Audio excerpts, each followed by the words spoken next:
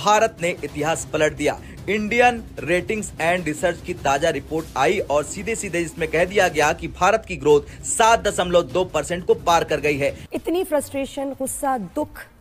जो जीडीपी का फिगर आया है तो दैट वाज 7.8%। हम बुलबुलें हैं इसकी, ये गुलसिता हमारा, सारे जहां से अच्छा हिंदुस्तान हमारा। भारत को डेड इकोनॉमी बताने वाले डोनाल्ड ट्रंप सबके तोते उड़ चुके हैं, सब सदमे में है। सबका एक ही सवाल है, ये भारत ने क्या कर दिखाया। फर्स्ट टाइम मैंने देखा है कोई एशिया में कोई एक ऐसा कंट्री जो अमेरिका के अगेंस्ट खड़ा हो रहा है कि अमेरिका कौन होता है हमारे ऊपर सैंक्शन लगाने वाला। See the Prime Minister of Pakistan, effectively a shoeshine boy, as you say. I mean, if he'd got down with his duster and started shining the shoes of Donald Trump. इतने tariff, इतना दबाव, इतना pressure, उसके बावजूद India छप्पर फाड़ growth कैसे कर रहा।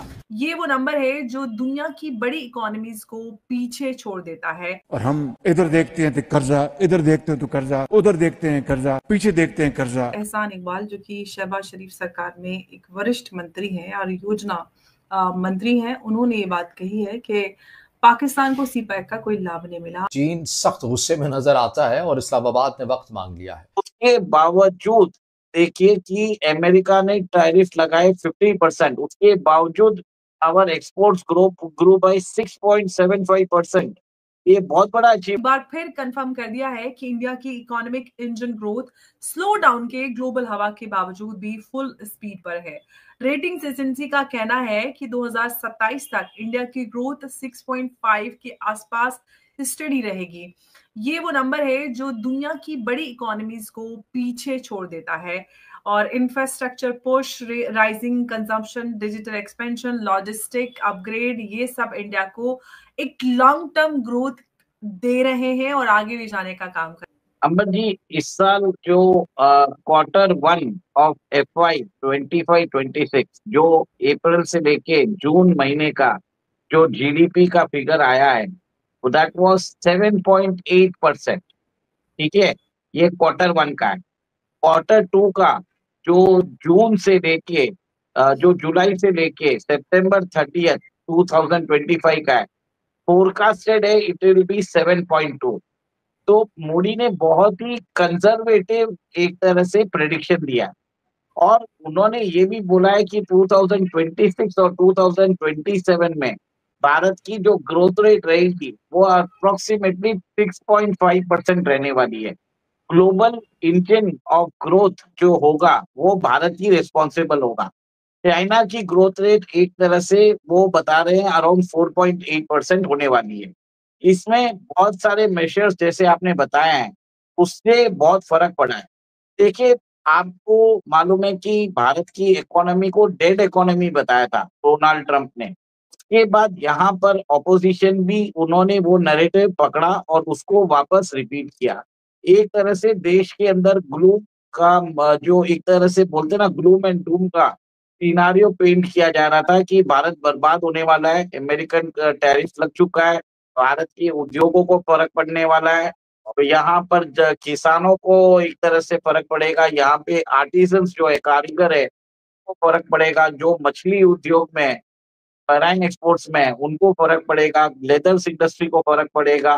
और भी जो कंसंट्रेटेड थे तो ये भी बोल रहे थे कि बहुत मास एम्प्लॉयमेंट भारत के अंदर चालू हो जाएगा, पर ऐसा कुछ हुआ नहीं है। अभी इनफैक्ट एक्सपोर्ट के फिगर्स आए हैं जो बताते हैं कि भारत की इकोनॉमी जो है 6.5% हमारा एक्सपोर्ट्स इस बार बढ़ा है।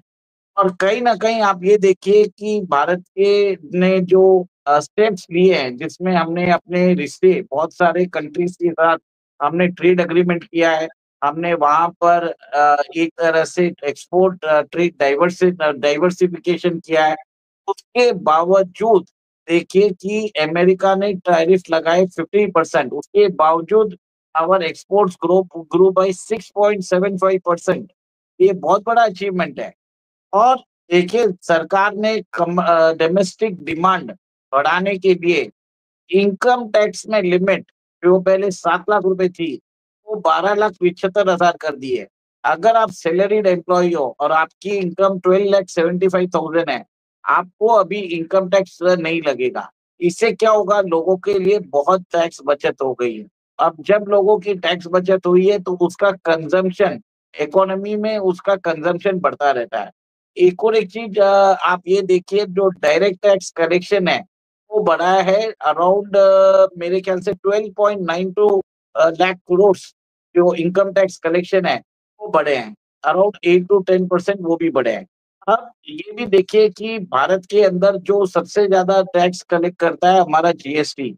अक्टूबर के अंदर जब सितंबर 22, 2025 को जब नए रेट आए थे तो 12% और 28% वाला स्लैब को हटा दिया गया। 12% में जो आइटम थी उनको 5% में शिफ्ट किया गया। 28% में जो आइटम थी उनको 18% में शिफ्ट किया। उसके बावजूद भी जीएसटी के अंदर जो कलेक्शन आया इट वाज 1.96 लाख करोड़, उसमें भी बढ़ोतरी हुई है। तो एक तरह से देश के अंदर कंजम्पशन डिमांड बढ़ा है। देश के अंदर लोग एक तरह से खर्चा कर रहे हैं क्योंकि डिस्पोजेबल इनकम उनके हाथ में आ चुकी है। सरकार ने जीएसटी 2.0 रिफॉर्म किया है देश के अंदर डिमांड बढ़ाने के लिए, और टैक्स रेवेन्यू लो करने से लोगों के हाथ में पैसा आया, लोगों ने अपने दिनचर्या में खर्चा करना चालू किया। देखिए, बड़ी-बड़ी गाड़ियों के दाम 1.5-2 लाख रुपए कम हो गए थे। इससे लोगों को इंसेंटिवाइज हुआ कि वो एक तरह से खर्चा कर सके इकोनॉमी में। इकोनॉमी में जब खर्चा होता है तो लोगों ने अच्छा देखिए लोगों ने बहुत ज्यादा कंजम्पशन भी किया।